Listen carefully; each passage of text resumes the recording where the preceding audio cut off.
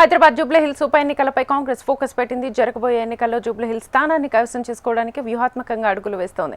కాంగ్రెస్ అభ్యర్థిని గెలిపించుకోవడానికి డివిజన్ల వారీగా కాంగ్రెస్ ప్రతినిధులకు బాధ్యతలు అప్పగించారు. మంత్రి తుమ్మల నాగేశ్వరరావు నివాసంలో భేటీ అయిన కాంగ్రెస్ నేతలు జూబ్లీహిల్స్ నియోజకవర్గంలో జరిగే ఉప ఎన్నికల్లో కాంగ్రెస్ అభ్యర్థిని గెలిపించుకోవాలనే లక్ష్యంతో పార్టీ శ్రేణులను సమాయత్తం చేయాలని నిర్ణయించారు.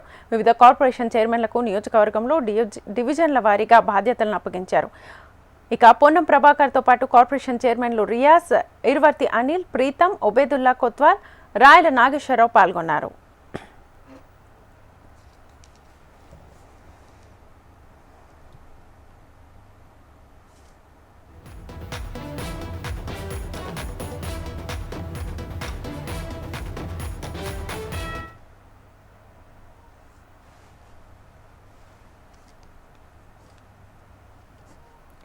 హైదరాబాద్ జూబ్లీహిల్స్ ఉప ఎన్నికలపై కాంగ్రెస్ ఫోకస్ పెట్టింది. జరగబోయే ఎన్నికల్లో జూబ్లీహిల్స్ స్థానాన్ని కైవసం చేసుకోవడానికి వ్యూహాత్మకంగా అడుగులు వేస్తోంది.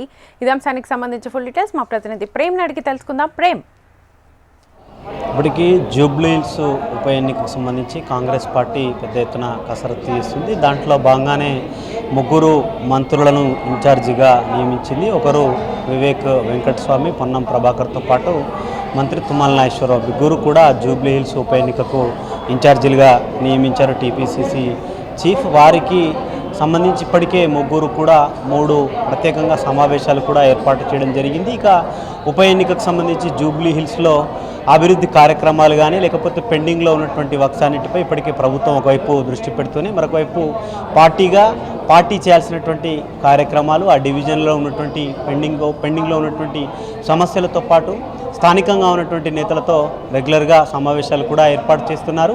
ఇక ఇప్పటికే మంత్రి పొన్నం ప్రభాకర్ మాట్లాడుతూ స్థానికంగా ఉన్నటువంటి జూబ్లీహిల్స్ పరిధిలో స్థానికంగా ఉన్న నేతలకే టికెట్ కేటాయిస్తామని చెప్పి వారు చెప్పడం జరిగింది. దానిపై ఇటు ఫిరోజ్ ఖాన్ కూడా స్థానికంగా ఉన్నటువంటి నేతలకు కాదు, ఎవరికి వేరే వాళ్ళకు కూడా అంటే రాహుల్ గాంధీ కానీ లేకపోతే ప్రియాంక గాంధీ లాంటి వాళ్ళే ఆడ వాయనాడు కానీ ఇక్కడ పోటీ చేసినటువంటి స్థానికతకు సంబంధించినటువంటి అంశంలో వారు పోటీ చేయలేదు. ఎవరికి ఆ లిస్టులో ఎవరున్నటువంటి రాష్ట్రం నుంచి పీసీసీ చీఫ్ పంపించేటువంటి లిస్టులో కానీ ఆసక్తి ఎవరికైతే ఉంటుందో పోటీ చేయాలన్నటువంటి వారి లిస్టులు కూడా పేర్లో జోడించాలని చెప్పేసి వారు కూడా కోరడం జరిగింది. కొద్దిసేపటి క్రితం అయితే మంత్రి తుమ్మల నాగేశ్వరరావు ఇంట్లో కార్పొరేషన్ చైర్మన్లకు సంబంధించి అయితే ముగ్గురు మంత్రులకు కూడా ఇటు పొన్నం ప్రభాకర్, వివేక్ వెంకటస్వామి, ఇటు తుమ్మల నాగేశ్వరరావు ముగ్గురు మంత్రులకు కూడా ఒక్కొక్క 6 కార్పొరేషన్ చైర్మన్లను కార్పొరేషన్ డివిజన్ల వారిగా కూడా బాధ్యతలు అప్పగించడం జరిగింది. దాంట్లో ముగ్గురు మంత్రులకు గాను మనం చూసుకుంటే ఒకటి పొన్నం ప్రభాకర్కి గుత్త అమిత్ రెడ్డి, ఇనిగాల వెంకటరామరెడ్డి, శివసేనారెడ్డి, బెల్లయ్య నాయక్, తహర్ బిన్ అహ్మద్, లక్ష్మణ్ యాదవ్ ఈ 6 కూడా పొన్నం ప్రభాకర్ అయితే ఇన్ఛార్జ్గా ఉన్నటువంటి వారికి డివిజన్లలో వీరు పనిచేయాల్సి ఉంటుంది ఇన్ఛార్జీలుగా. ఇక తుమ్మల నాగేశ్వరరావుకి రాయల నాగేశ్వరరావుతో పాటు ఒబేదుల్లా కొత్వాల్, ఇరవత్రి అనిల్, జంగా రాఘవరెడ్డి, అయితే ప్రొఫెసర్ రియాజుద్దీన్ గ్రంథాలయ సంస్థకు సంబంధించినటువంటి corporation chairman N Pritam.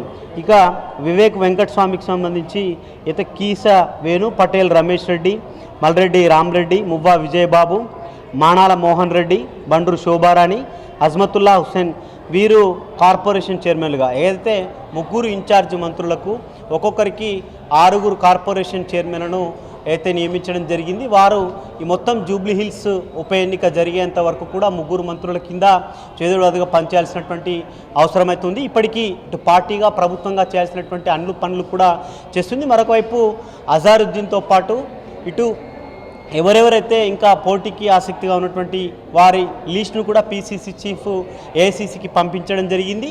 Notification వచ్చిన వెంటనే అభ్యర్థి ప్రకటన ఉంటుంది. గతంలో లాగా ముందు అయితే ఎన్నికలు వచ్చేటువంటి ముందు 1-2-3 రోజులు కాకుండా ప్రిపేర్డ్గానే ఇటు పార్టీగా అటు ప్రభుత్వంగా చేయాల్సినటువంటి అన్ని పనులు కూడా ఒక్కొక్కటిగా చేసుకుంటూ కాంగ్రెస్ పార్టీగా ముందుకు వెళ్తుంది. చూడాలి మరి ఎన్నికలకు సంబంధించిన నోటిఫికేషన్ వచ్చిన తర్వాత అభ్యర్థి ప్రకటన, ఇంకా ఆ నియోజకవర్గం పరిధిలో ఏ విధంగా ముందుకు పోతారు. ఎందుకంటే జిహెచ్ఎంసీ పరిధిలో కాంగ్రెస్ పార్టీ ఒక సీటు కూడా గెలవలేకపోయింది, ఆశించినటువంటి ఫలితాలు రాలేదు.